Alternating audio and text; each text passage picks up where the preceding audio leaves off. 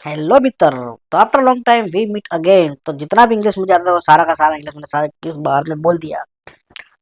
तो आगे का जितना भी वीडियो होगा वो हिंदी में होगा। कहीं कहीं आपको गुजराती वर्ड भी सुनने को मिलेंगे, तो ये मत सोचना कि भाई को मतलब हिंदी थोड़ा थोड़ा फावता है। तो हम गए थे मेजरमेंट लेने के लिए विंडो का।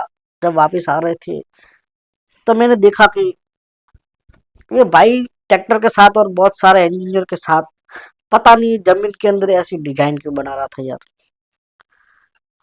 आप कमेंट में बताना कि ऐसी डिजाइन करके वो करेगा क्या यार। इतना टाइम खराब कर रहा है, इतना पेट्रोल डीजल पैसा खराब कर रहा है ऐसी डिजाइन बनाने के लिए। इससे तो अच्छा तुम भाई तू जय जवान जय किसान बोल के बटाका वाई दो। તો બટાકાના થોડા 25 પૈસા તમારા ગીજામાં પણ આવે અને સ્વસ્થ શરીર પણ રહે। અને બાજુમાં તમે જોઈ શકો છો કે बहुत सारी भीड़ लगी हुई है। तो मैंने भाई को पूछा कि भाई इतनी सारी भीड़ क्यों। तो बोला कि इधर ट्रेन आ रही है। अरे यार, तुम लोगों को ट्रेन देखनी है तो देखो, लेकिन जिन्होंने देखी है उनको तो जाने दो यार।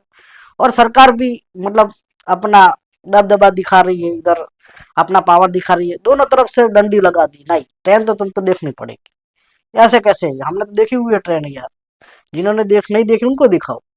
तो बस ट्रेन देखने के बाद हम निकल पड़े थे अपने मंजिल की ओर।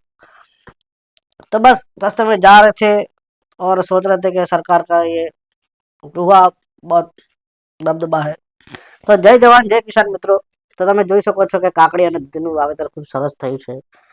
તો પોતાની મહેનત ખૂબ સફળ થઈ છે। તમે પણ આ રીતને કાકડી અને દૂધીનું વાવેતર કરી શકો છો અને 5-25 પૈસા પોતાના ગીજાની અંદર રાખી શકો છો। તો તમે આમ તેમ સ્ટેટસ ના રાખો, એના કરતાં તમે ખેતરની અંદર કાકડી રાખો। તો કઈ બિયારણ વાવ્યું છે એ તો ભાઈને ખબર, કઈ દવા નાખી ભાઈને ખબર, કેટલું પાણી આપ્યું તો ભાઈને ખબર, શું ભાડું થયું છે, કેટલું કમિશન મળે છે, શું ભાવથી રાખે છે તો ભાઈને ખબર। તો આટલી કાકડી દૂધી વેચીને કેટલું કમિશન, કેટલું નફો ભાઈને બેસે છે એ પણ ભાઈને ખબર। તો જય જવાન જય કિસાન મિત્રો, તમે પણ ભાઈની જેમ કાકડી દૂધી વાવી શકો છો। અને બીજી જરૂરી માહિતી કઈ રીતે વાવવી, કઈ જગ્યાએ વાવવી, ઘણા જગ્યા રોડ ઉપર વાવી દે, રોડ ઉપર ને ભાઈ ખેતરમાં જોવાય। જય જવાન જય કિસાન।